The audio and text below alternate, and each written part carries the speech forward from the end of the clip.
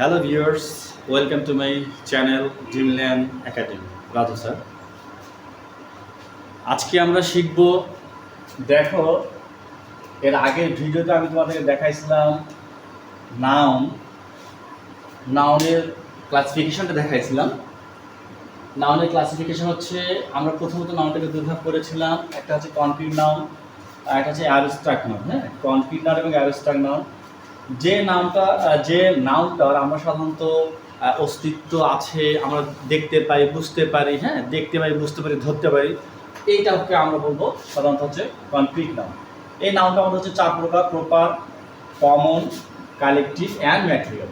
হ্যাঁ, আর এই অ্যাবস্ট্রাক্ট নাউনটা এটা হচ্ছে আমাদের সেন্সেবল, এটা আমরা অনুভব করি, এটা আমরা কী বলে দেখতে পারি না, ধরতে পারি না, এই নামটা হচ্ছে আমাদের অ্যাবস্ট্রাক্ট নাউন। হ্যাঁ, নাউনের মোটামুটি যত ক্লাসিফিকেশন, পুরো ক্লাসিফিকেশনটা আজকে আমি ক্লিয়ার করে দেবো তোমাদেরকে।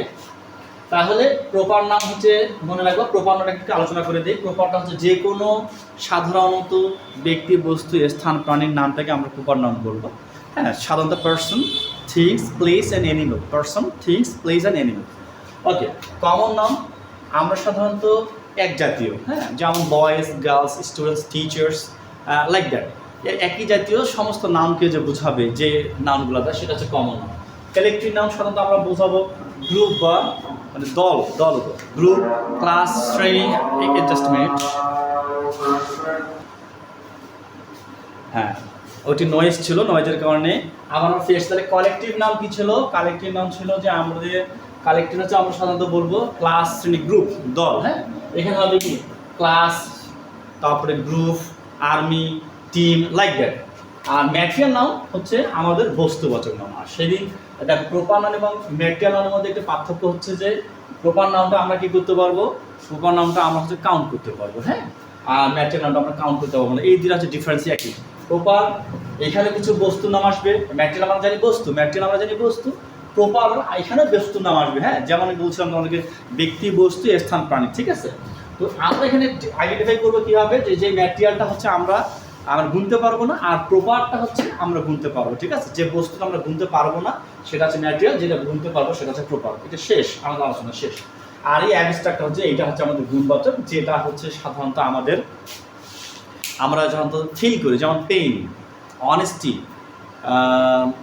Honesty, pain, like that, kindness, এরকম নামগুলোকে আমরা বলবো অ্যাবস্ট্রাক্ট নাম। এখন আমরা আরও এক ধরনের ক্লাসিফিকেশন দেখবো। নাউন আমরা যদি গণনার দিক থেকে আসি, এটা আমাদের ফর্মেশনটা, আমাদের ফর্মের দিক থেকে। আমরা যদি গণনার দিক থেকে আসি, নাউনটা আমাদের আবার দুই রকম আছে। একটা হচ্ছে কাউন্টেবল, খেয়াল করে দেখো, কাউন্টেবল।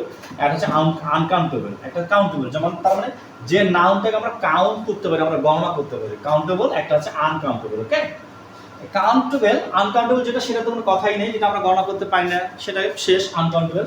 বা যেটা কাউন্টেবল, যেটাকে আমরা গণনা করতে পারি, সেটাকে আবার আমরা দুই ভাগে ভাগ করতে, একটা হচ্ছে সিঙ্গুলার, একটা হচ্ছে প্লুরাল। ওকে, যেটাকে আমরা গণনা করতে পারি সেটা হচ্ছে একটা সিঙ্গুলার, একটা হচ্ছে প্লুরাল। যেমন মনে করো, এখানে হচ্ছে যে বয়, এটা হচ্ছে বয়েস, তার মানে এখানে আমরা সিঙ্গুলার, এটা পুরোটা আমরা গণনা করতে পারি, কাউন্টেবল করতে পারি। আর আনকাউন্টেবল, যেমন মনে করো মিল্ক, এটা আমরা গণনা করতে পারি না, ওয়েল আমরা গণনা করতে পারি না। তো যাই হোক, মোটামুটি এই দুই ধরনের ছক, এই ছকগুলো থেকে আমরা আজকে নাউনের ক্লাসিফিকেশন, হ্যাঁ, গণনার দিক থেকে, ফর্মেশনের দিক থেকে আমরা যে ক্লাসিফিকেশনটা দেখলাম, আমার বিশ্বাস যে এই ছকটা তোমাদের বেশ হেল্পফুল হবে। ওকে, থ্যাংক ইউ এভরিওয়ান।